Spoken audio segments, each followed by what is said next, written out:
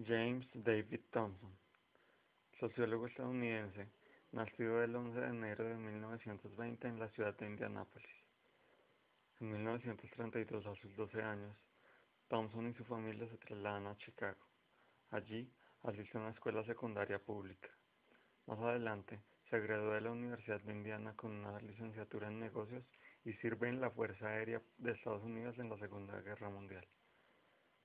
Luego de ello, obtuvo una maestría en periodismo y trabajó medio año como editor de la revista de comercio de Chicago, antes de tomar una posición como profesor de periodismo en la Universidad de Wisconsin. De 1950 a 1954, trabajó en su final de carrera, un doctorado en sociología de la Universidad de Carolina del Norte en Chapel Hill. A partir de allí, Thomson se trasladó a la Universidad de Cornell para enseñar en la Escuela de Negocios y Administración Pública. Él ayudó a fundar el cuartel de Ciencia Administrativa, de la que fue el primer editor en 1956. Se convirtió en el director del Centro de Ciencias Administrativas de la Universidad de Pittsburgh.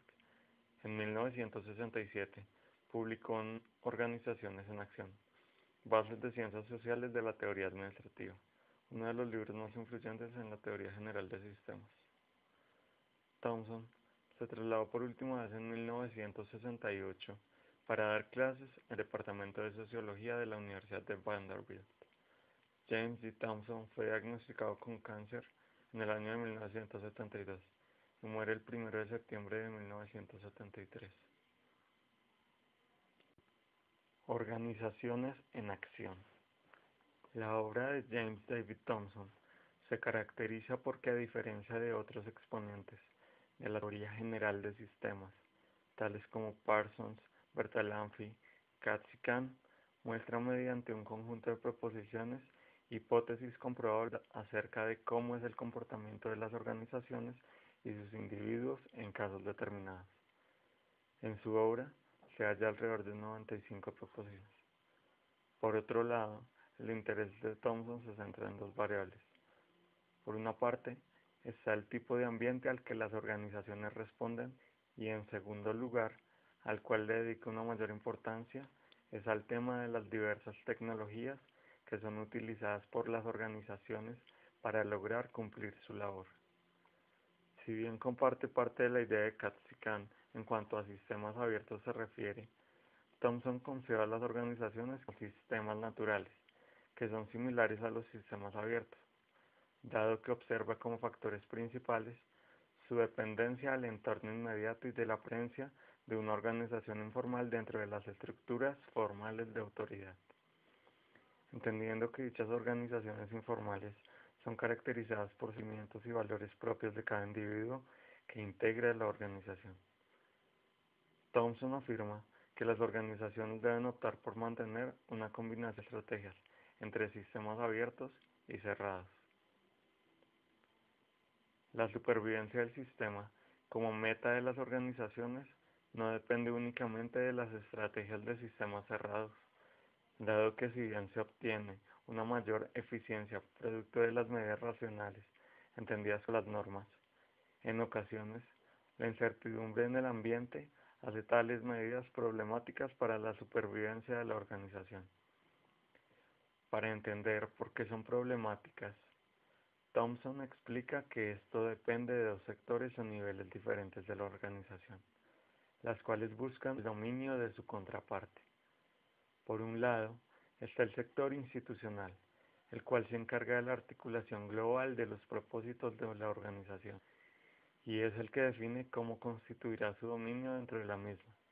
Y por otro lado, se encuentra el núcleo técnico, el cual se encarga del desempeño eficiente de las tareas, una vez han sido definidas por el sector institucional. El factor que habilita y restringe al sector institucional en la definición y adaptación del dominio de la organización es el ambiente de tareas, lo cual busca proporcionar los recursos y a la vez controlar el uso de los mismos. Para Thomson, el núcleo técnico, aunque no es un sistema cerrado, actúa como tal, para que sus estrategias sean tecnológicamente más eficientes, y por tal razón logran una maximización total de las mismas dentro de la organización. Además, que al actuar así, evitan ser perturbados por las dinámicas generadas en el exterior.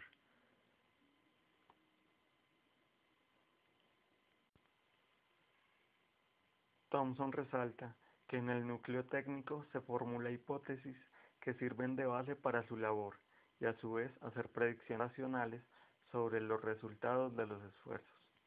Por lo general, el sector institucional y el núcleo técnico se caracterizan porque su relación es muy tensa y a su vez esta tensión aumenta cuando el núcleo técnico es más eficiente, lo cual hace que se sienta más autónomo en sus decisiones y siente que debe ser menos dominado por el sector institucional.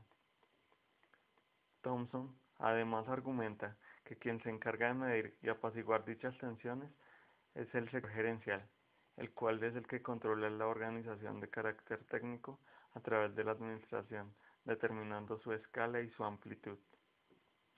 Una de las funciones que debe realizar el sector gerencial es proteger al núcleo de tensiones e inhabilidades ambientales, lo cual se logra mediante la aplicación de la racionalidad organizacional, caracterizada por tres aspectos. El primero hace referencia a la obtención de insumos de ambiente de tareas.